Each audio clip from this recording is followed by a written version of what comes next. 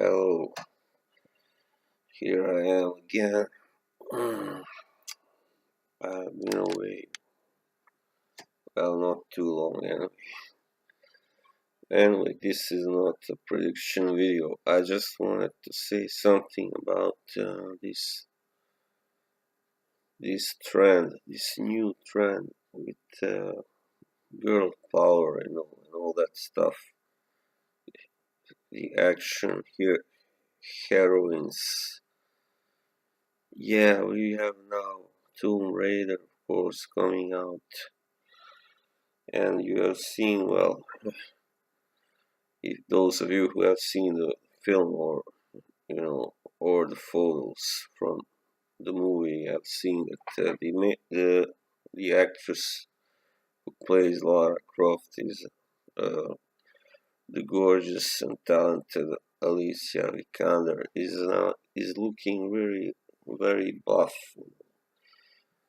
And this is what I don't get really. If you remember Angelina Jolie, of course you do. You remember that she didn't really look so big or ripped.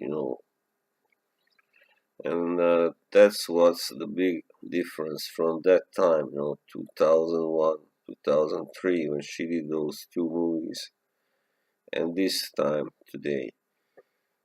Now it's like girls or women have to like play if they are going to play heroines, then they have to have muscles and be buff and that's something I'm not a fan of. These kind of very defined bodies and on women, very like muscular and ripped. Well, it's not just. I think it's not after my taste anyway. But I think it's just become such a huge trend now. You have, for instance, also Catherine McNamara, who plays in, I don't know what her character is called in Shadow Hunters, yeah. And she also, until just a couple of years ago or a year ago, she didn't look so, uh, defined. But now she's suddenly sporting these, you know, ripples. She's starting to get some muscles, pretty buff, and of course she's training martial arts, kickboxing, whatever. I kind of miss that time when you had heroines like, for instance, Xena, warrior princess, or the girl from the woman from that old relic show, for instance, if you remember, Tia Carrere. They didn't really look so like some kind of athletes. They had really natural bodies. They could, of course, fight well to a certain degree, but they didn't really have to look like they came out of a video game or a comic like these female superheroes look, in comics. So that's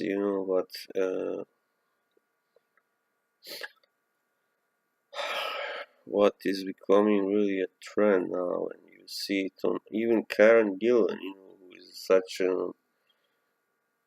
one of those who you least kind of associate with that kind of actresses and characters, buff, feminine, kick-ass. I mean, buff, kick-ass women. Even she now had to get get a little buffer for her part in Jumanji, and she was also kind of fighting, doing stuff, and all that stuff. I now kind of I kind of miss the time when, this may sound a bit sexist, but I miss the time when you had just women who were just being women, kind of in movies, kind of just running and being afraid. Now it's like every woman, almost every woman has to be, tough and fearless and, be able to fight, that I think that's kind of, unrealistic. But on the other hand, these movies are perhaps not meant to be realistic, of course. If you go back in time, you have all this came from comics actually, and then of course some video games. But comics were the first ones, Marvel, who made a female Thor or female Wolverine, all that stuff, Hulk even. So they were kind of responsible for now creating this trend, and since these Marvel movies and comic DC even movies have really become big, like Wonder Woman, for instance. Now everybody, of course, wants to be, well, not everybody, but many women, especially younger women, like under 40, 45. Many of them now want to be like that, want to just be a little stronger physically, and well, I guess there's nothing wrong with that, but just as long as you don't go, don't let it go to your head, like, of course, Alicia, she said that she was kind of feeling proud of herself when she started getting stronger, that's all right. But anyway, I just think this now they are, perhaps it's all about also money.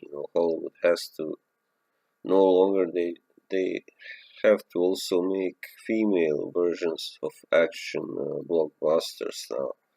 It's no longer just the band, who have that priority. So also you have TV shows like, for instance, Vikings, where you have plenty of women who fight, fighting Viking shield maidens. Well,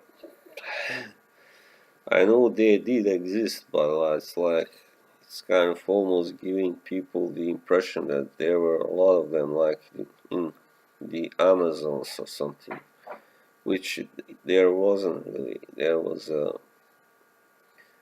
I mean, if there had been so many Viking women fighting, I think we would have heard about it all, a long time ago. I think, but anyway, as long as it's just, as people realize, I mean, these women and girls realize that it's just, a movie or a TV show, then it's harmless if they are not trying really to be thinking they can be like those women in movies and TV shows. So that's when you get problems, like a woman 5'4" or something, thinking she can beat up a 6'3" guy who weighs like twice, twice as much as she does. That would be a bad idea. So, of course, there are some women who are so good in fighting that they can, kind of defend themselves against a much bigger man, and even give him a beating. But there are very few. There are women who have trained in the martial arts almost their entire life, so they're just a select few. So as I said, this is like a full girl power. I don't like this, that now women should try to be as butch and as intimidating and as strong as they can possibly. It's turning me off, really. Yeah, that's about it. Bye bye.